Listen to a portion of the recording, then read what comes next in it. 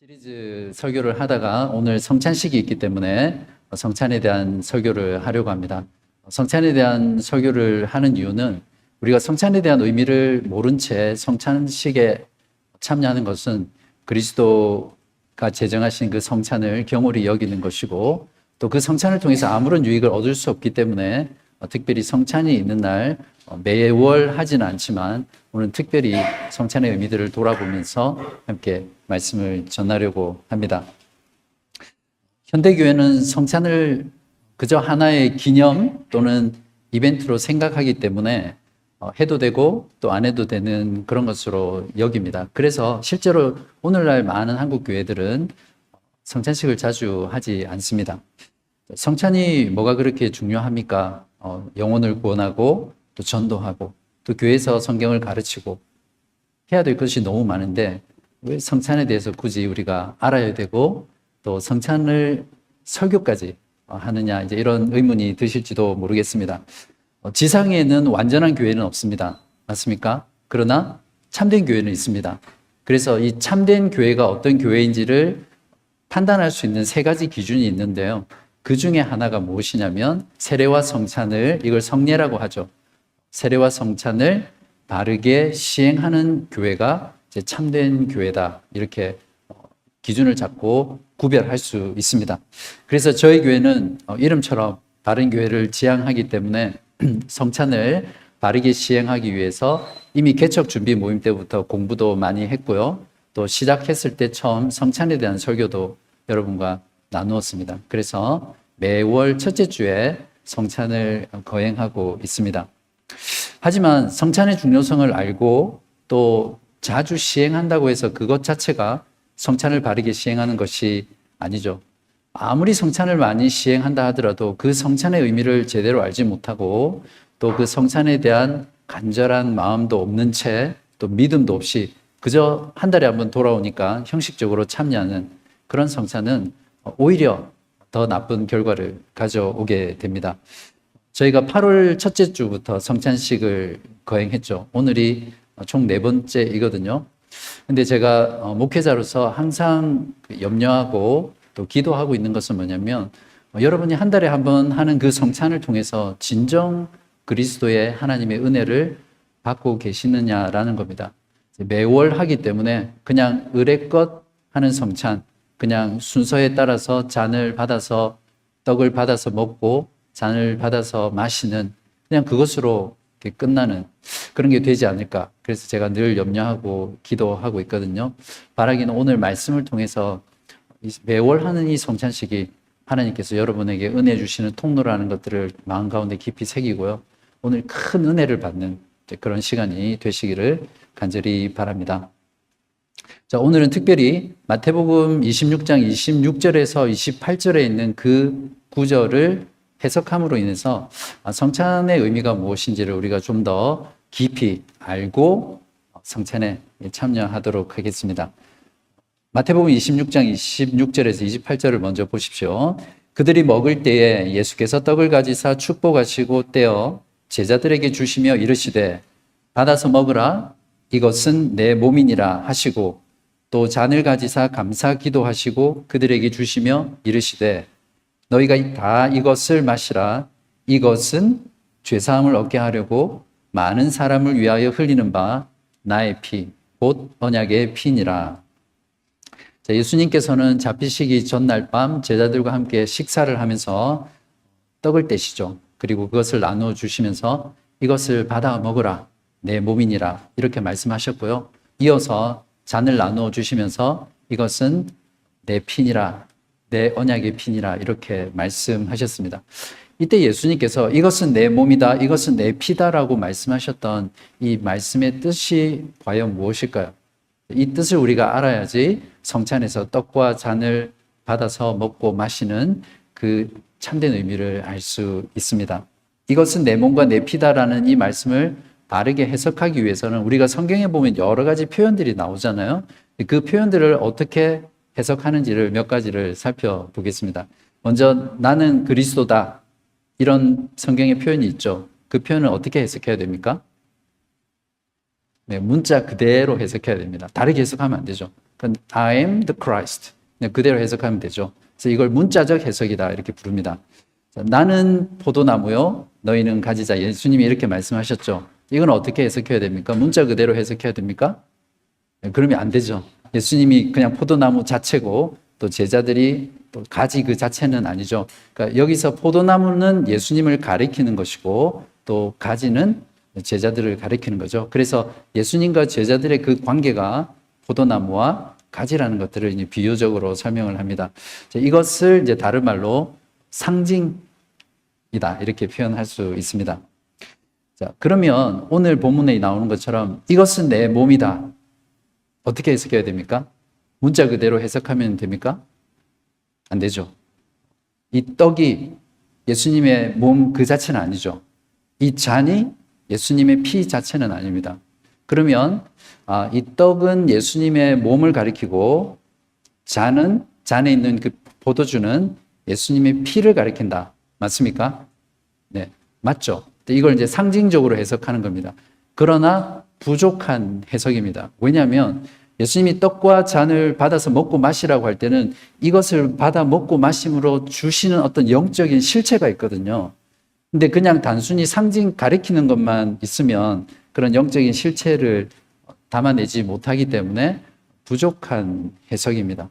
그래서 이걸 조금 어려운 말이긴 한데 여러분 이제 전만 먹으시면 안 되잖아요. 단단한 식물도 먹어야 되는데 성례전적으로 해석한다 이렇게 이해를 하시면 됩니다. 조금 어려운 말이죠. 쉽게 말하면 세례와 성찬이 가지고 있는 의미가 무엇이었습니까? 처음에 우리 했을 때 그러니까 보이지 않는 어떤 영적인 실체를 보이는 표시로 나타내서 그것이 확실하다는 것을 드러내주는 것이 세례와 성찬이다 이렇게 말했거든요. 그래서 세례와 성찬의 의미는 항상 이 표시와 또 즉 확증하는 그 내용이 있습니다. 그러니까 이것이 내 몸이다라는 것은 이렇게 해석을 해야 된다는 거죠. 그래서 떡과 잔이 예수님의 몸과 피를 가리키지만 거기에서 끝나는 것이 아니라 실제로 예수님의 몸과 예수님의 피를 우리에게 제공한다.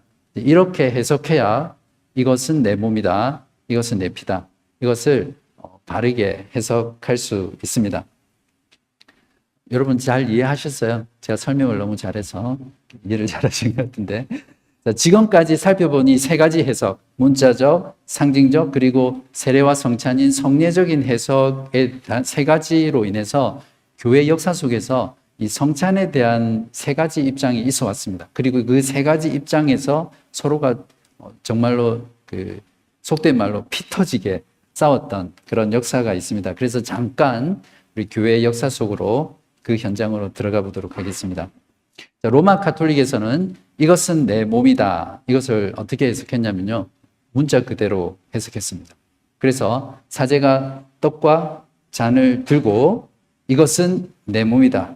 이것은 내 피다. 딱 이렇게 선언하는 순간 그 떡과 그 포도주는 그 외형은 전혀 바뀌지 않잖아요. 그냥 떡은 떡이고 포도주지만 그 안에 있는 본질은 이미 그 떡은 예수님의 몸으로 변해버린 거예요.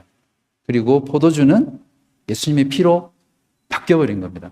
자, 그러면 이렇게 해석해서 이것을 믿고 가르치면 어떻게 됩니까?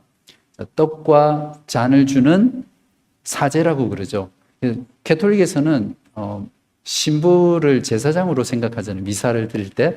그러니까 그 떡과 잔, 그리스도의 몸과 피를 전해주는 그 사제는 굉장히 높임받는 그러니까 특별한 존재가 돼버리죠. 사실은 여기에서 모든 잘못된 행태들이 중세 1000년 동안 이루어졌던 거죠. 두 번째는 어떤 일이 일어납니까? 자, 불신자라고 하더라도 성찬에 참여해서 가톨릭 같은 게 미사죠. 영성체라고도 하고 거기에 참여해서 떡과 잔을 받아 먹으면 믿음이 없어도 예수님의 실제 몸과 살을 먹은 게 되잖아요. 그런 현상들이 일어나고 또 하나는 무엇이냐면 자, 떡이 이제는 그냥 떡이 아니라 예수님의 몸이잖아요. 그럼 거룩한 예수님의 몸이 됩니다. 그게 성체라고 하죠. 그리고 이 잔의 포도주는 어떻게 됩니까? 예수님의 피로 바뀌었어요. 그러면 거룩한 피가 되죠. 성혈이라고 합니다. 그러면 어떻게 되죠? 흘리면 안 되죠. 그래서 보통 일반적으로 이 포도주를 흘릴까 봐 거룩한 예수님의 피니까 일반 성도들에게는 성찬식 때 잔을 잘 안 줍니다. 요즘은 주지만 종교개혁 그 시대 전에는 일반 평신도들에게 성찬식 때 떡만 나눠줬습니다. 피를 흘릴까 봐. 거룩한 그리스도의 피를 흘릴 수 없잖아요. 그리고 성찬식을 하고 남은 떡과 포도주는 어떻게 하냐면 이것이 그리스도의 귀한 거룩한 몸과 피이기 때문에 어떻게 해야 됩니까? 땅에 묻거나 태우거나 아니면 특별한 장소에 거룩하게 보관해야 됩니다. 이건 중세 가톨릭뿐만 아니라 지금도 이렇게 로마 가톨릭은 계속해서 하고 있거든요. 그러니까 그 떡과 포도주 자체를 아주 신비한 것으로 숭상하게 되죠. 지난달 저희 성찬식하고 포도주가 좀 많이 남았어요. 그날 좀 출석을 많이 못 하셔서. 그래서 이거를 처리를 해야 되잖아요. 떡과 잔 포도주를 어떻게 해야 됩니까? 만약에 로마 가톨릭대로라면 그거 버리면 안 돼요. 땅에 묻거나 태우거나 어디 중요한 곳에 보관을 해야 되죠. 제가 이걸 정리를 하려고 하니까 우리 저기 뒤에 요한이랑 노아가 달려들더라고요. 그래서 되게 먹고 싶어 해서 제가 줬거든요. 그렇게 줄 수 있는 이유는 그 자체가 어떤 신비로운 것으로 변한 게 아니기 때문이죠.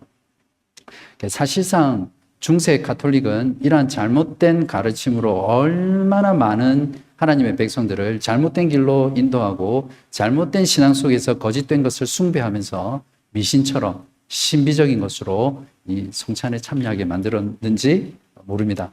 그래서 종교개혁자들은 그들의 개혁 가운데 이 성찬의 개혁, 즉 미사를 폐지하고 성찬을 성경대로 다시 회복하는 그 일이 그들의 종교개혁의 아주 핵심적인 내용이었습니다. 근데 이제 그렇게 개혁해 나온 것을 우리가 보통 개신교라고 그렇게 부르기는 하는데 그 중에 루터라는 사람이 개혁을 해냈습니다. 근데 루터는 어떻게 말을 했냐면 이것은 내 몸이다, 내 피다라는 것을 로마 가톨릭처럼 문자 그대로 이해를 했습니다. 그러나 좀 다르게 이해를 했는데 어떻게 했냐면 떡과 그 잔에는 떡과 잔이 예수님의 몸과 피로 바뀌지는 않지만 실제로 천상에 계신 부활하셔서 승천하신 그 예수님이 인성 가운데 신성이 있는 곳에는 인성도 있다라고 해서 실제로 떡과 잔 안에 함께 아래에 현존한다고 이렇게 가르쳤습니다. 그래서 로마 가톨릭은 화채설, 그러니까 몸으로 바뀐다 이렇게 부르지만 루터는 공제설, 공이라는 게 함께라는 것이고 제라는 게 있을 제자잖아요. 그래서 공제설이라고 부르거든요. 그래서 그리스도의 몸과 피가 실제로 성찬식 때 떡과 잔에 함께 안에 아래에 있다. 이렇게 주장하고 그것을 가르쳤죠. 맞습니까? 잘못된 교리입니다. 부활하셔서 승천하신 예수님은 인성을 입고 지금 하나님 우편에 앉아 계시기 때문에 그 인성이 다시 우리 가운데 올 수 없습니다. 그래서 이거는 교리적으로 예수님에 대한 교리에서 잘못된 교리이죠. 그래서 쯔빙글리라는 사람이 등장합니다. 스위스의 개혁자로 유명한 사람인데요. 이 쯔빙글리가 루터 너는 틀렸어. 그건 잘못된 성경 해석이야. 그래서 무엇을 주장했냐면 그리스도의 떡과 잔의 포도주는 그냥 아까 처음 했던 것처럼 그리스도의 십자가에서 찢기신 그 몸과 또 그 피를 상징한다, 가리킨다 이렇게 주장했습니다. 그래서 이것은 내 몸이다, 이것은 내 피다라고 했을 때 그 이다라는 것을 어떻게 이해를 했냐면 상징이다, 의미한다 이렇게 해석했습니다. 그럼 어떻게 해석되죠? 이것은 내 몸을 상징한다. 이것은 내 피를 상징한다. 이렇게 주장하고 가르쳤죠. 그래서 이 떡과 잔을 먹고 마신다는 것은 그냥 믿음으로 그걸 받는 것에 지나지 않는다. 이렇게 말했습니다. 자, 여러분은 어떠세요? 이걸 기념설 또는 상징설이라고 하는데 어떠세요? 맞다고 생각하세요? 자, 굳이 그냥 이 떡과 잔이 예수님의 몸과 피를 가리킨다면 굳이 우리가 그 성찬식 때 떡과 잔을 먹고 마실 필요가 없잖아요. 얼마든지 다른 걸로 그냥 기념하고 또 상징할 수 있거든요. 굳이 성찬식이라는 걸 예수님께서 제정하셔서 이것을 먹고 마시고 참여하고 기념하라 그렇게 말씀하실 필요가 없겠죠. 이제 이러한 어떤 상징적으로 해석하는 그룹들은 오늘날 교회 안에 너무나 많이 있습니다. 성찬을 단순히 기념이나 상징으로만 생각하면 결국 성찬식이라는 것은 해도 되고 안 해도 되는 것이 되겠죠. 근데 인간은 보통 이런 경우에 안 하는 쪽으로 가게 되어 있습니다. 그래서 오늘날 많은 교회들이 성찬을 자주 시행하지 않는 이유 중에 하나입니다.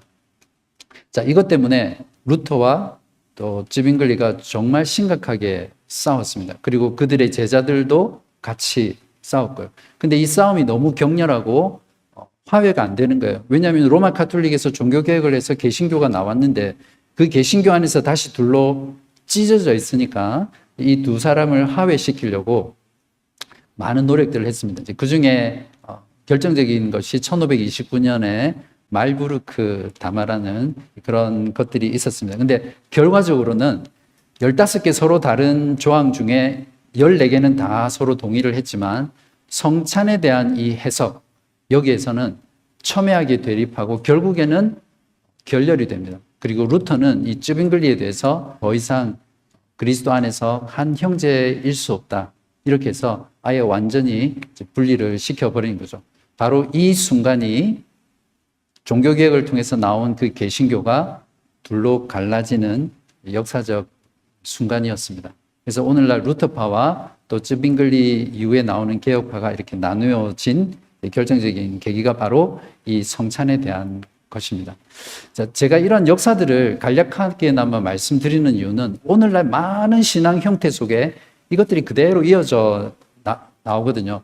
안타깝게도 이 쯔빙글리의 기념설이 완전히 성경적으로 잘못됐다고는 할 수 없을지라도 부족한 해석이었고 이것이 결국 오늘날 좀 비성경적이고 잘못된 교파나 교단으로 이렇게 흘러갔습니다. 그 중에 대표적인 것이 여러분 제세례파라는 거 들어보셨죠? 좀 쉽게 이해하면 요즘 같은 경우 메노나이트라든지 미국의 아미시 공동체라는 게 있거든요. 그런 것들이 다 제세례파의 흐름 속에 있는 공동체인데 여기로 이어졌습니다. 이 기념설이. 그리고 19세기 자유주의자들, 그러니까 합리적으로 인간의 이성을 강조하는 이 합리주의자들도 이것을 해석하기 딱 좋거든요. 그냥 상징이야. 상징일 뿐이야. 그렇게 해서 이 성찬을 받아들이게 되고요. 정말 안타까운 것은 오늘날 많은 복음주의 교회들이 이 성찬에 대해서 이 기념설, 이 상징설을 받아들이고 있습니다. 아마 여러분들이 다녔던 교회를 생각해 보면 이런 부분들을 공감할 수 있을 것입니다.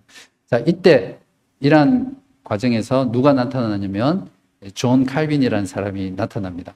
그래서 이 루터와 쯔빙글리가 가르친 성찬의 잘못된 부분들을 잘 드러내고 그것을 훨씬 뛰어넘는 가장 성경적인 성찬에 대한 교리를 가르칩니다. 그래서 단순히 떡과 잔은 그리스도의 몸과 피를 가리키는 것에서 끝나지 아니하고 그것을 받아 먹고 마실 때 그리스도의 몸과 피가 실제로 그 떡과 잔에 임재한다라고 가르쳤습니다. 그런데 이제 이것만 보면 문자적으로 이해한 것처럼 들리잖아요. 근데 영적으로 임재한다. 이렇게. 그러니까 성령의 역사를 통해서 우리가 떡과 잔을 받아 먹고 마실 때 실제로 그리스도의 몸과 피가 우리 가운데 연합된다는 거예요. 그러니까 육체적으로가 아니라 영적으로. 그래서 이것을 뭐라고 부르냐면요. 영적인 임재설이다. 영적 임재설이다. 이렇게 부릅니다.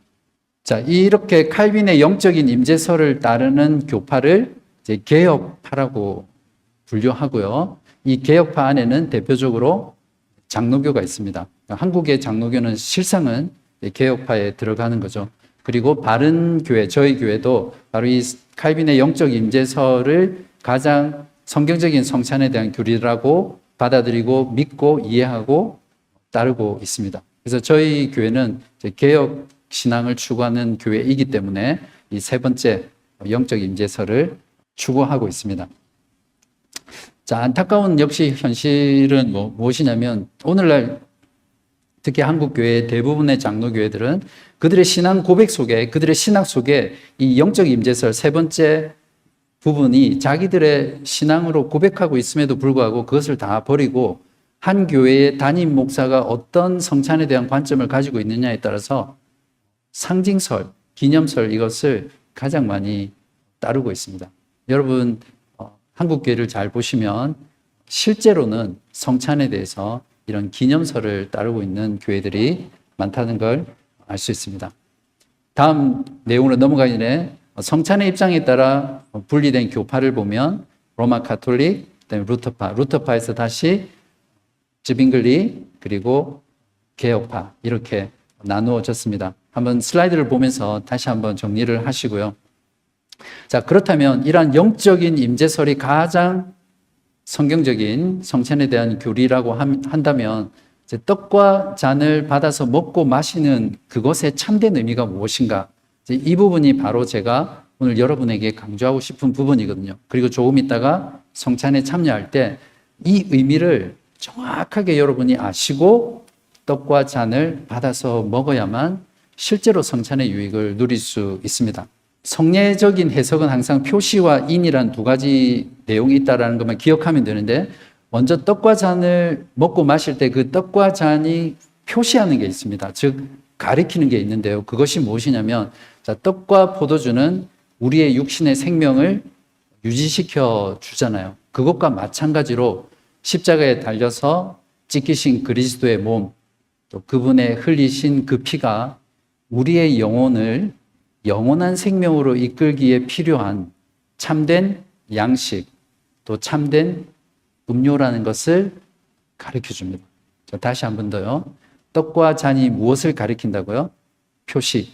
우리의 육신이 떡과 포도주를 통해서 생명을 유지하는 것처럼 우리의 영혼을 영원한 생명까지 이끌기까지 그리스도께서 십자가에 찢기시고 흘리신 그 피가 우리의 참된 양식, 우리 영혼의 참된 음료다. 이렇게 이해를 하시면 됩니다. 떡이 우리의 육신의 생명을 지탱시키듯이 그리스도의 그 찢기신 몸이 우리의 영혼의 생명, 영적인 생명을 지탱해 나가게 하고요. 포도주가 우리의 육신을 즐겁게 하듯이 그리스도께서 십자가에서 흘리신 그 피가 우리의 영혼을 즐겁게 해주는 그 의미가 우리가 성찬을 받을 때 일어납니다. 이것을 모르고 그냥 떡과 잔을 아무리 수백 번을 받아도 이러한 의미를 알지 못하기 때문에 이 의미 속에 있는 은혜를 누릴 수 없는 거죠. 자, 그러나 여기서 끝나면 상징설이 돼요. 근데 여기서 끝나는 것이 아니라 영적인 실체를 제공한다고 말씀드렸잖아요. 어떻게 영적인 실체를 제공합니까? 우리가 떡과 잔을 받아 먹고 마실 때 성령의 역사를 통해서 실제로 그리스도의 찢기신 몸과 그분의 흘리신 피와 우리가 한 몸이 됩니다. 실제로 성령 안에서 연합하게 되죠. 그러면 어떻게 되죠? 그리스도와 한 몸이 되면 그리스도와 인격적으로 교제하게 되고요. 그분이 우리에게 주시기 위해서 이루셨던 모든 영적인 유익을 우리의 것으로 누릴 수 있게 됩니다. 그분이 십자가에 고난받으시고 죽기까지 순종하신 그 모든 순종이 마치 내가 고난받았고 내가 하나님 앞에 나의 죄값을 다 치른 것처럼 돼버리는 거죠. 왜냐하면 그 그리스도의 몸과 피에 우리가 연합되었기 때문입니다. 그래서 우리가 그리스도께서 나를 위해 죽으시고 또 나를 위해서 피를 흘리셨구나라는 이 구속의 사건이 확실하게 나의 것이라는 것을 그것을 먹고 마심으로써 우리가 확신하게 되는 거죠. 그래서 성찬은 이것을 통해서 우리가 믿는 바, 우리가 예수 그리스도를 통해서 얻게 된 구원과 그 모든 놀라운 영적인 모든 복들을 실제로 알고 누리고 경험하는 축복의 사건이 바로 성찬입니다. 이렇게 놀라운 성찬을 우리가 무지 가운데 또 아무런 의미 없이 그냥 참여해서는 안 되겠죠. 자, 성경도 이것을 잘 증거하고 있습니다. 요한복음 6장 53절에서 57절에서 예수님이 나의 살과 나의 피를 먹는 것이 어떤 것인지 이렇게 설명해 주셨습니다. 예수께서 이르시되 내가 진실로 진실로 너희에게 이르노니 인자의 살을 먹지 아니하고 인자의 피를 마시지 아니하면 너희 속에 생명이 없느니라. 내 살을 먹고 내 피를 마시는 자는 영생을 가졌고 마지막 날에 내가 그를 다시 살리리니 내 살은 참된 양식이요 내 피는 참된 음료로다. 내 살을 먹고 내 피를 마시는 자는 내 안에 거하고 나도 그의 안에 거하나니 살아계신 아버지께서 나를 보내심에 내가 아버지로 말미암아 사는 것 같이 나를 먹는 그 사람도 나로 말미암아 살리라. 이렇게 이 말씀이 선포될 때 그 주변에서 듣던 로마 제국 사람들이 크리스찬들은 식인종들이다. 살과 피를 먹는 이단 집단이다. 이렇게 해서 얼마나 많이 핍박했는지 모릅니다. 그냥 사회에서 아웃캐스트들로 생각했죠.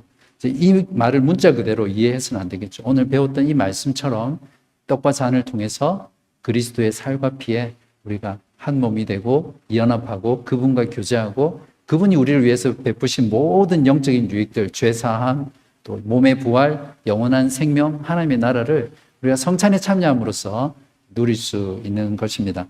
사도 바울도 이렇게 동일하게 말했습니다. 우리가 축복하는 바 축복의 잔은 그리스도의 피에 참여함이 아니며 우리가 떼는 떡은 그리스도의 몸에 참여함이 아니냐. 떡이 하나요 많은 우리가 한 몸이니 이는 우리가 다 한 떡에 참여함이라. 자, 이제 이 모든 것들을 말씀을 드렸으니까 이제 우리는 어떻게 성찬에 참여해야 됩니까? 첫 번째는 제가 다시 반복하진 않겠지만 떡과 잔을 받아서 먹고 마신다라는 이 의미를 정확하게 여러분이 아셔야 됩니다. 그냥 한 번 들어서 잘 이해가 안 되면 이 내용을 외우십시오.